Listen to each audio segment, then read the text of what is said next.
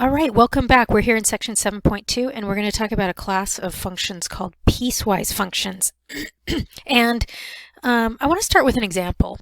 So say somebody hits a tennis ball off of the top of a water tower. Think about the trajectory of this tennis ball. In fact, think of its height as a function of time. So if we were going to graph the height of the tennis ball as a function of time in seconds, we would expect the graph of this function to look something like, probably something like this. You know, gravity's pulling down on it, and so that function h of t will probably look something like that.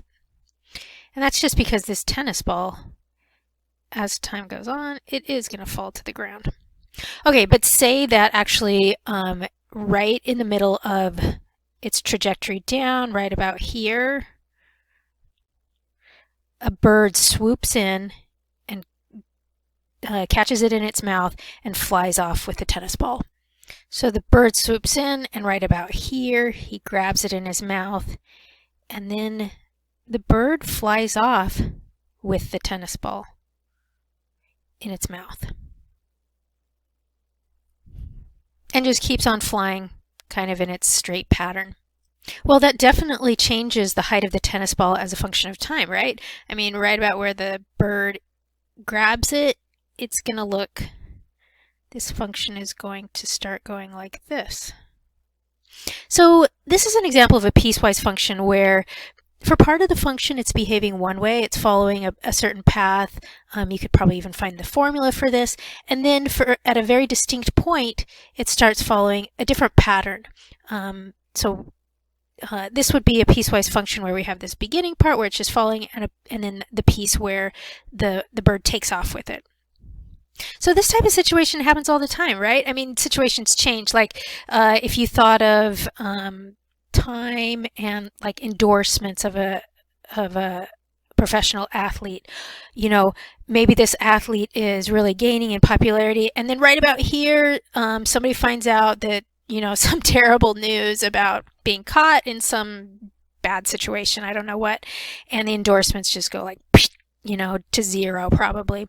So this is another example of a piecewise function where, you know, for the first half it's behaving in a certain way, and then the second half or even third part or fourth part, you can have as many pieces as you want, you have a totally differently behaving function. And we need a way to be able to talk about these, to analyze them, and especially to be able to write. How would you write this function? This, you know, it's behaving differently. Well, that's what we're going to talk about today with piecewise functions. So now let's look at some more algebraic examples, and we'll see exactly how we are supposed to write these piecewise functions. So for this example, we're going to sketch the graph of the piecewise function f of x equals, and you'll see these left-sided brackets, and f of x equals 2x plus 1 if x is less than or equal to 4, and f of x equals 2 if x is greater than 4. This is really typical of a piecewise function. You'll see two different rules, maybe three different rules, maybe four different rules, and these rules apply for certain parts of the domain. So if your x is less than or equal to 4, this is the rule you're going to follow. But if your x is greater than 4, this is the rule you're going to follow. Okay, so let's see if we can graph this guy and get an idea of what this might look like. So we know that here's x, here's y, or f of x. And let's start with this right here. If x is less than or equal to 4, so I'm going to say 1, 2, 3, 4 is right here, then we're going to have this function, which is a linear function. This is the slope, and this is the y-intercept. Okay, so everything over here on this part of the x-axis is behaving like this function. Anytime x is less than or equal to 4, then we behave like this function. And so this has a y-intercept of 1 and a slope of 2, so I can pretty much eyeball that. The y-intercept of 1 is right here, slope of 2, so it's kind of going like this, and then down here like this, and it'll keep going down. Now, right at 4, what's happening? Well, since it behaves like this rule when it's equal to 4, then we just kind of press forward, whoops, and right right at 4, it's behaving like that. But then all of a sudden there's this stop, when x is bigger than 4. So any of these x values over here, we have to take this rule. Now this is an interesting rule. It just says that f of x equals 2 or y equals 2. Okay, so this part of the function, let's see, here's 2 right here. So this part of the function forever after is just the value 2. And we can't include x equals 4 because that wasn't part of the rule. It was only when x was greater than 4. It could be 4.0001 or 4.23. All of these values here, the function is just 2. So this is what a typical piecewise function looks like. A lot of times there's this definite break right in here where all of a sudden you're jumping to a whole different scenario. Okay, and I just cleaned this up a little. It was just a little too ragged there when it should have been just this really straight line all the way to x equals 4. Okay, let's stick with this function here and answer just a few more questions. We're going to find these 3 values of the function. F of negative 2, let's see, negative 2, we're in this situation. So we would just use this rule. F of negative 2 will equal 2 times that negative 2 plus 1. And that's negative 4 plus 1, which is negative 3. Okay, find f of 2. Let's see, which case are we in? We're still in this case. Okay, so we use this rule. So f of 2 will be 2 times 2 plus 1, and that's 5. And then the last case, find f of 7. Which case are we in? We are now in this case. F of 7, the rule is it's just 2. So this is 2. Let's go back to the graph and make sure all of these make sense. Okay, f of negative 3, 1, 2, 3.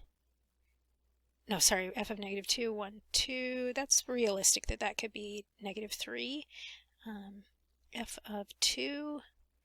Let's see, 1, 2, and is this 5? Yeah, that's realistic that that could be 5. And last one, f of 7, 4, 5, 6, 7. So yeah, the value of the function is 2 at this point. Okay, for this example, I'm actually given the graph, and they ask me to write the equation for the following function. So I can see that this is piecewise. It's behaving this way right up until here, and then the graph just jumps down and behaves in a totally different way. And this part will be relatively easy. It's just a horizontal line. Looks like y equals negative 4. So that part of the piecewise function will be easy. This guy, I suspect it's a parabola, and it looks like it is. I suspect it's a quadratic function. And when I look at these values on the function, it definitely is. This is the function y equals x squared. Okay, so I'm going to start constructing my function. And I think it's actually easiest to first determine, where's the breaking points. I know that when x is less than 2, it's behaving one way, and then when x is larger than 2, it's behaving another way. And so my breaking point is at 2. Now I have to figure out which one includes the point 2. So here's 2. Which of these pieces is actually including the point x equals 2? It looks like there's an open circle here, so not that one, and this one is including it. So when x is greater than or equal to 2, it's behaving like this. And when x is less than 2, it's behaving like this. So like I say, I think it's easiest to first write down, the different domains of the different parts of the function, the intervals that the different rules are going to work on, and then go back and figure out what the rules are. Okay, now we're at the point where we have to figure out what the rules are, and this guy's rule is fairly straightforward. Whenever x is greater than or equal to 2, the value of the function is going to be negative 4. This is just a pure horizontal line. So we know that f of x equals negative 4. whenever x is greater than or equal to 2. And then when it's smaller than 2, it's behaving like y equals x squared. So f of x equals x squared whenever x is less than 2. And that's it. You've found the equation for the function. So there it is. We feel good about that. Now that we've gone through a few of these straightforward examples, I want to look at a few applications, some story problems, because that's what you're going to see on the exam, are those types of problems. So oftentimes when you're buying something, if you buy more of the thing, you get a discount, like this bulk price discount, and those types of situations are piecewise functions. So, and this problem comes from Gareth Williams' textbook, Applied College Algebra. Okay, the print shop at Winford University makes copies at a rate of 5 cents per page for the first 50 pages, 3 cents per page for the next 50 copies, and 2 cents per page for over 100 pages. Construct a function that describes the total cost of having material copied at the print shop. Use the function to find the costs of 75 and 120 pages. Okay, so we'll tackle part A first. And when I look at this, I see that there's 3 different scenarios. The first 50 pages, the next 50, and then over 100. So I'm going to call my function P of n the price of, I could have called it C for cost, I guess, or the price of what you're going to pay for the number of copies that you're making. And we have 3 pieces to this function. When you're the first 50 pages, so that's when n is between 0 and 50, and think, should we include the 50? Should this be an equal to? Well, it says the first 50 pages, so yeah, that's included. And then the next 50 copies, that would be from 51 to 100, and for the same reason, we're going to include that. And then a different price whenever n is greater than 100. Okay, so the easiest one will be this one. This will be a little trickier, and once we get the hang of this, we'll be able to get the hang of this. But let's start with the easy guy. So between 0 and 50 copies, I'm paying 5 cents per page. So that's not too bad. That would be 0.05 for however many pages I'm copying, and I'm copying n pages. Okay, so if I copied, 10 pages, that would be 50 cents. If I, copied 40 pages, that would be $2. But this takes care of anything between 0 and 50 copies. So I said this was going to be a little bit trickier. I guess my first question is, why can't I just say, oh, that's going to be 3 cents times however many copies you have? What's wrong with just saying that? Because they told us that we could pay 3 cents per page for the next 50 copies. Well, this is not correct because it's not asking for, it's not saying that you get to pay 3 cents for all of your copies. Those first 50, you still had to pay the 5 cents. And then if you were, say you were making 60 copies, then the first 50 copies, you got to pay 5 cents for each of those. Then the next 10, that's fine. You can pay 3 cents for those. So we have to come up with some rule that takes into account all of this. And so let's see, that would be, I know that I'm above 51. Wait, one real quick correction. This needs to be like that because we're including 51. Okay, so I know it just can't be this. So let's just do a little bit of scratch work over here and think through, if I was going to make 60 copies, I would pay, for the first 50, I would pay 5 cents. And then I would pay, for the next 10, I'd pay 3 cents, right?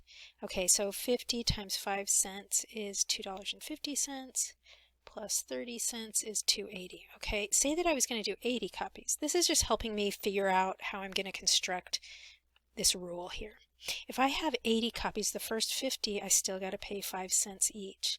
And then the next 30, I'm allowed to only pay 3 cents each. So here again, I have my 250 plus 30 times 0.03, oops, sorry. That's going to be 90 cents. and that will be $3.40.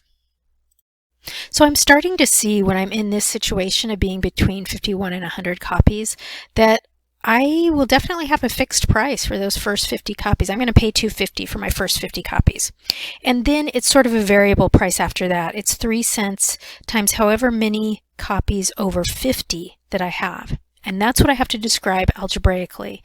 So I'm going to pay $2.50 for sure, for the first 50 copies. And then I'm going to pay 3 cents for however many copies over 50 I have. Here I had 10 copies over 50. Here I had 30 copies over 50.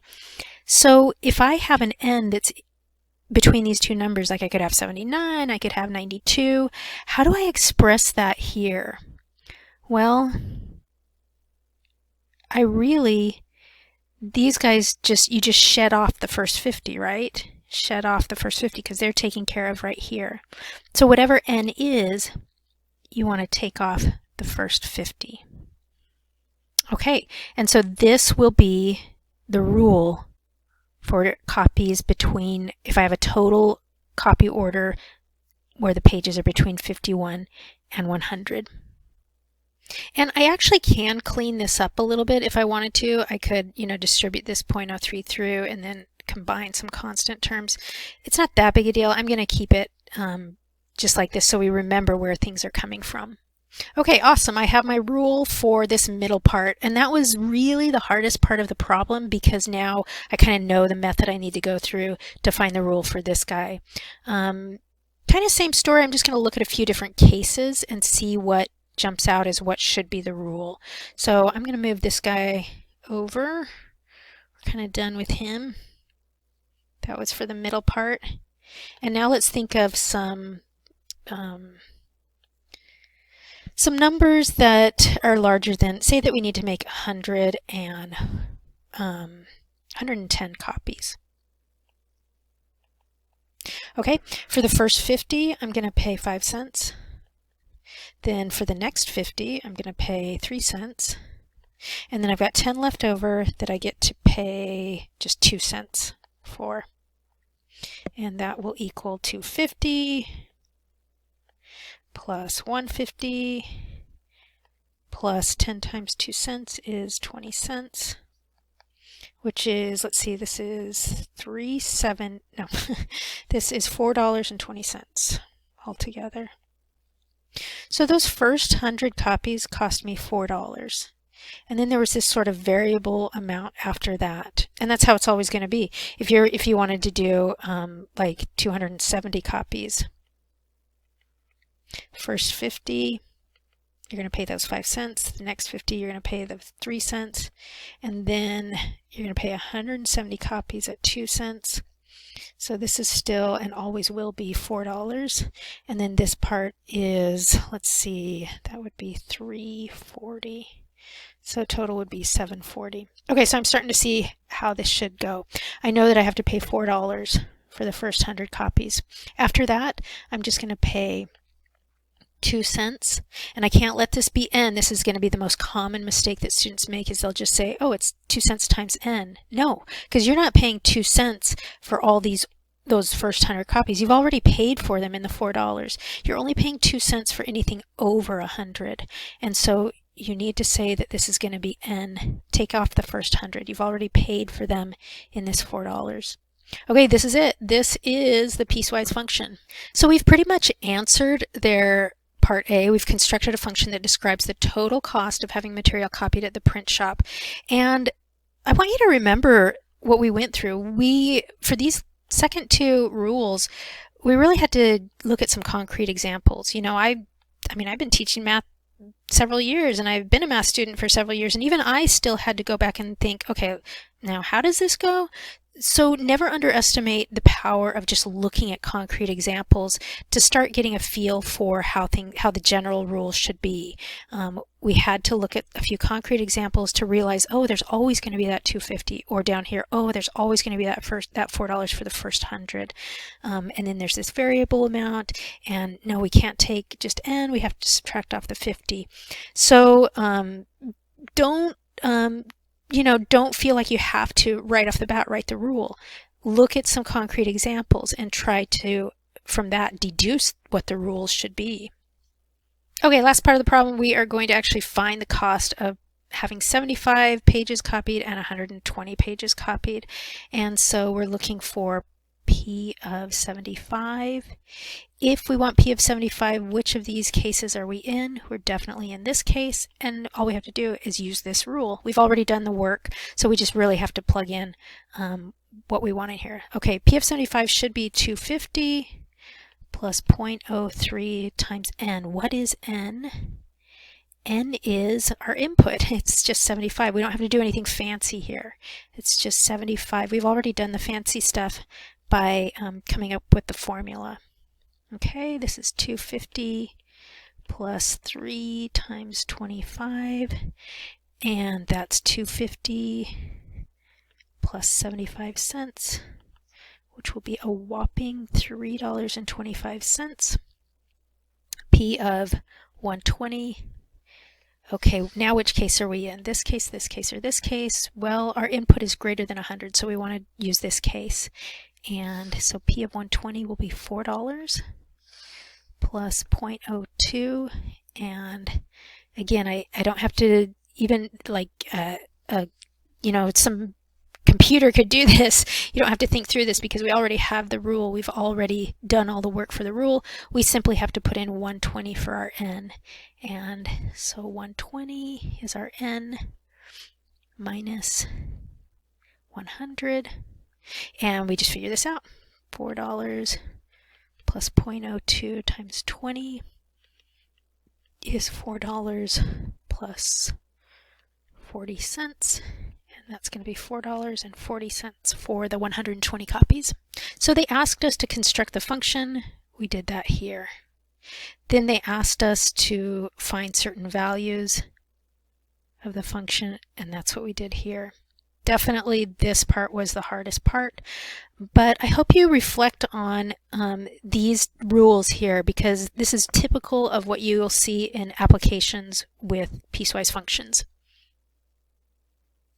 Okay, I wanted to look at one last example of really here we're going to be constructing a piecewise function. Let's read through what's going on. This is about the cost of electricity. Most utility companies charge a higher rate when customers use more than a certain amount of energy. That's true. In warm climates, they also charge more during summer months. We all know that. When electric use is higher, yes. As an example, the table shows the residential electric rates for Austin, Texas, great town. And so here we have it. Okay, when the energy used in kilowatts is between 0 and 500, this is how much they charge per kilowatt hour.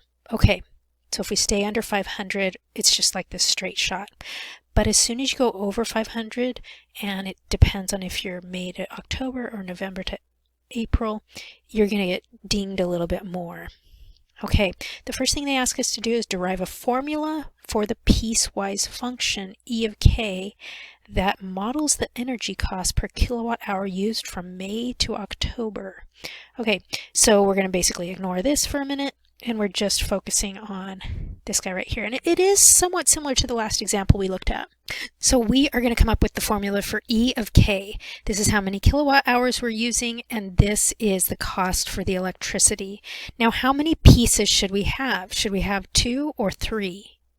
Well, gosh, it looks like 3, but no, not really. This is a case that we're not even looking at from November to April. So we really only have 2 cases, whether we're below 500 or above 500 in our consumption. So we've got 2 cases.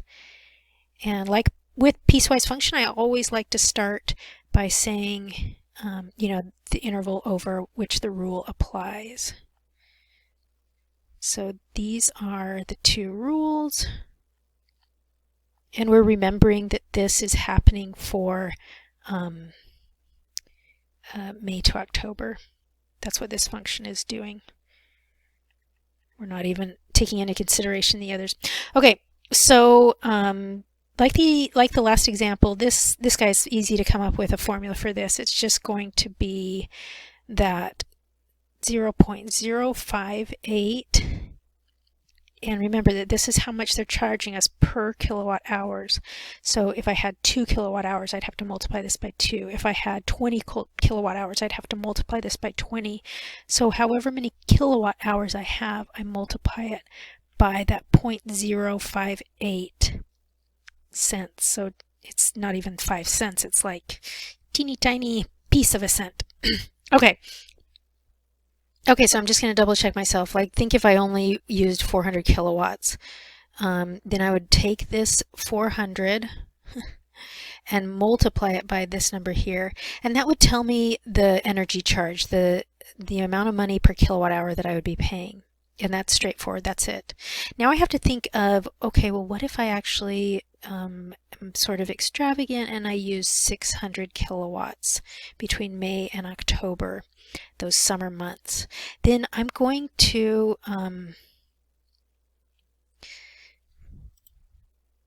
then what happens is for the first 500, I'm paying this amount, that many cents, and then for the next 100 I have to pay oh